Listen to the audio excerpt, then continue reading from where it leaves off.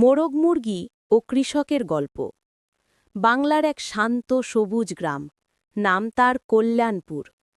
চারদিক জুড়ে ধানক্ষেত, পুকুর, তালগাছ আর ভোরবেলার পাখির ডাক। এই গ্রামেই থাকতেন এক সৎ কৃষক, রামলোচন কাকা।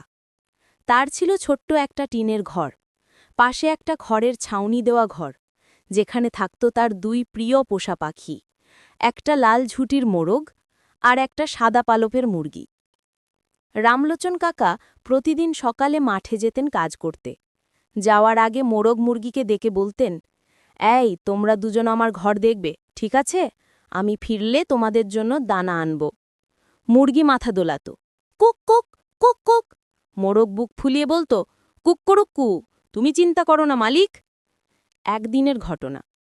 সেদিন বিকেলে হালকা বাতাসে ধানগাছ দুলছে, আকাশে মেঘ। রামলোচন কাকা মাঠে গেছেন, ঘরে শুধু মোরগ আর মুরগি। হঠাৎ মুরগি খেয়াল করল ঘরের কোণায় মাটির নিচে এক অদ্ভুত গর্ত।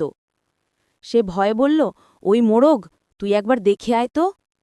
মোরগ এসে দেখে বলল, ওহে, এটা তো খরগোশের গর্ত মনে হচ্ছে। মুরগি ফিসফিস করে বলল, যদি ভিতরে কিছু থাকে? মোরগ বুক ফুলিয়ে বলল, আমি আছি না। বলেই সে ঠোঁট দিয়ে গর্তে ঠোকর মারল। হঠাৎ ভেতর থেকে এক ছোট খরগোশ ছুটে বেরিয়ে এলো। চট! মোরগ লাফিয়ে উঠল, কুক্কুরুক্কু। মুরগি ভয় পেয়ে ঘরের একপাশে গিয়ে লুকাল। খরগোশ পালিয়ে গেল, কিন্তু গর্তটা রয়ে গেল আগের মতো। মোরগ ভাবল, এভাবে চললে তো ঘর ভেঙে যাবে। তারা ঠিক করল, রামলোচন কাকা আসলে সব জানাবে। কৃষকের ফেরা। সন্ধ্যা নামছে, আকাশে হালকা অন্ধকার। রামলোচন কাকা ধান কাটার কাস্তে হাতে ফিরলেন। ঘরে ঢুকেই দেখলেন মুরগি আর মোরগ দরজায় দাঁড়িয়ে আছে। কি রে, তোরা এমন দাঁড়িয়ে আছিস কেন? মুরগি বলল, কোক কোক, কাকা, ঘরের কোনায় গর্ত হয়েছে। মোরগ গম্ভীর গলায় বলল, একটা খরগোশ এসেছিল, আমরা তাড়িয়েছি। রামলোচন কাকা হাসলেন, ও, তোরা তো আমার রক্ষক, এখন বুঝছি কেন আমার দানা ফুরোয় না। তিনি গর্তটা কাদা দিয়ে বন্ধ করে দিলেন আর দুই পাখির জন্য মুঠো ভরে ভাত ছুঁড়ে দিলেন। পরদিন ঘোরে। ভোরের সূর্য উঠছে, কুয়াশার মধ্যে রামলোচন কাকা মাঠে যাচ্ছেন। মোরগ ছাদের ওপর উঠে কুক্কুরুক্কু ডাকছে, আর মুরগি ধীরে ধীরে মাটি খুঁড়ে খুঁজছে দানা।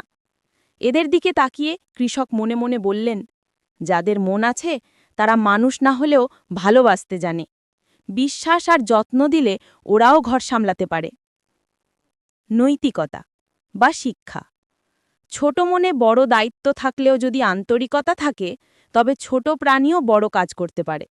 বিশ্বাস আর ভালোবাসা, এ দুটো থাকলে ঘর, মাঠ, জীবন সবই সুন্দর হয়ে ওঠে।